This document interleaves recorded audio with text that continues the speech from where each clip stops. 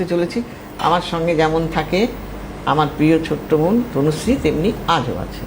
একদম অনুষ্ঠানের শুরুতে বলে দিই, চেম্বারের ডিটেলস আপনারা স্ক্রিনে দেখতে পাচ্ছেন।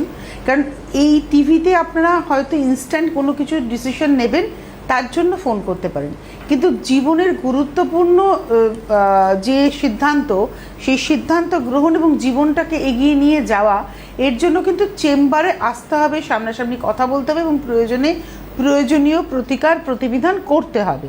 তার কারণ জ্যোতিষ শাস্ত্রের অনুযায়ী, সনাতন জ্যোতিষের হাত ধরে ছকের বিশ্লেষণ, কিন্তু যখন গ্রহগত মানে গ্রহের যখন প্রতিকার প্রতিবিধান, সেটা কিন্তু তান্ত্রিক মতে, এবং এটা অন্যদের খুব যত্ন সহকারে এতগুলো বছর ধরে, প্রায় 42 বছর ধরে করে আসছেন। আপনারা অবশ্যই ফোন নাম্বারগুলো নোট করে নেবেন, এবং আপনাদের বলে দিই বুকিং নাম্বার হচ্ছে 7596853615, এবং সোম থেকে শনি বিকেল 4টে থেকে সন্ধ্যে 7টা, রবিবার দিন বিকেল 5টা থেকে সন্ধ্যে 7টা, এখানে অনলাইন আপনারা যোগাযোগ করতে পারছেন, অনলাইন কনসালটেন্সি পেয়ে যাচ্ছেন। তো আজকে যে আলোচনাটা আমরা পাবো দিদির কাছ থেকে, সেটা খুব ইন্টারেস্টিং। আমরা জানি 12টা রাশি আর 9টা গ্রহ এবং 27টা নক্ষত্র। তো এই গ্রহ 9টা, রাশি কিন্তু 12টা। তো এই ডিস্ট্রিবিউশনটা খুব ইন্টারেস্টিং। আবার এদিকে 27খানা নক্ষত্র, মানে 12টা নক্ষত্র নয় যে প্রত্যেকটা গ্রহ একটা নিজস্ব নক্ষত্র। তার মানে এই যে একটা ক্যালকুলেশন, এই ক্যালকুলেশনটা কিন্তু বেশ কঠিন, এবং এর মধ্যে একটা অঙ্ক কাজ করে। আমার যেটা আজকে জানার বিষয় রয়েছে, আজকে আমরা যেটা শুনবো, সেটা হচ্ছে যে এই যে 12টা গ্রহের মধ্যে আমরা জানি শুক্র, 9টা গ্রহের মধ্যে 12টা রাশি, 9টা গ্রহের মধ্যে শুক্র, তাকে বলা হয় দৈত্যগুরু, এবং শুক্রকে আপনারা খুব প্রাধান্য দিয়ে থাকেন যে শুক্র ভালো থাকলে অনেক ফ্লারিশ হয় জীবনে। তো এই রাশির মধ্যে শুক্রের প্রিয় রাশি কোনটা বা কোনগুলো, যাদের জীবনে কি কোনো রকম অর্থকষ্ট আসে না?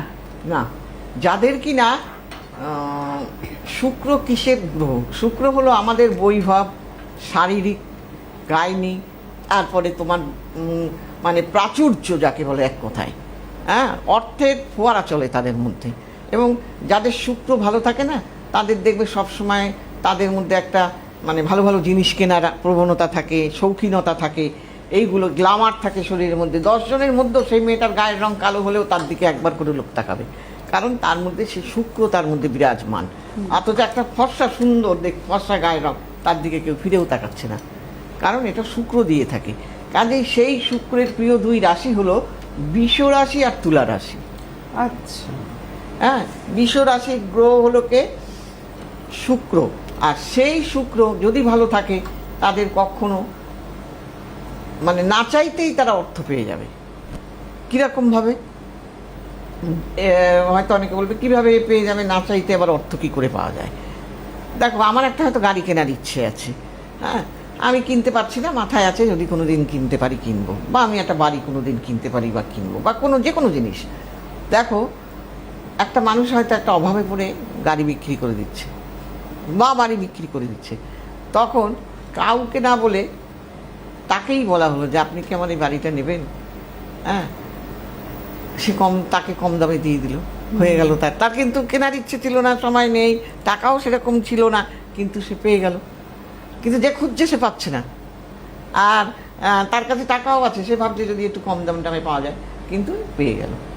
শুক্র এইভাবে লোককে দিয়ে দেয়, হ্যাঁ, কাজেই তার অভাব হয় না। বাড়িটাও ঠিক এইভাবে পেয়ে যাবে। কেউ হয়তো তার অভাব, সেই কারণে সে তাড়াতাড়ি বাড়িটা বিক্রি করে দেবে, পেয়ে গেল সে বাড়ি। আবার অনেকে আমি এমনও দেখেছি, আমার কাছে এসেছিলো, খুব বড় প্রশাসনিক ডিপার্টমেন্টে চাকরি করে, আমি বলবো না, তো যাই হোক, সেই ভদ্রলোক বলে কি, দিদি আমি যতবারই বাড়ি কিনতে যাই ততবারই আমার আটকে যায়, কোনো না কোনোভাবে আটকে যায়, আমার বাড়ি কিছুতেই হচ্ছে না নিজের। হ্যাঁ, তখন তার তো অভাব নেই, যখন তখন একটা বাড়ি কিনতে পারে, কিন্তু বলে হয় না। তারপরে শেষে আমি বললাম আপনার স্ত্রীর নামে করুন, তাহলে দেখবেন হয়তো হয়ে যাবে, কারণ আপনার স্ত্রীর গ্রহটা ভালো আছে, আপনার গ্রহটা ভালো নেই, তাই হচ্ছে না। তারপরে যখন তার স্ত্রীর নামে বললাম,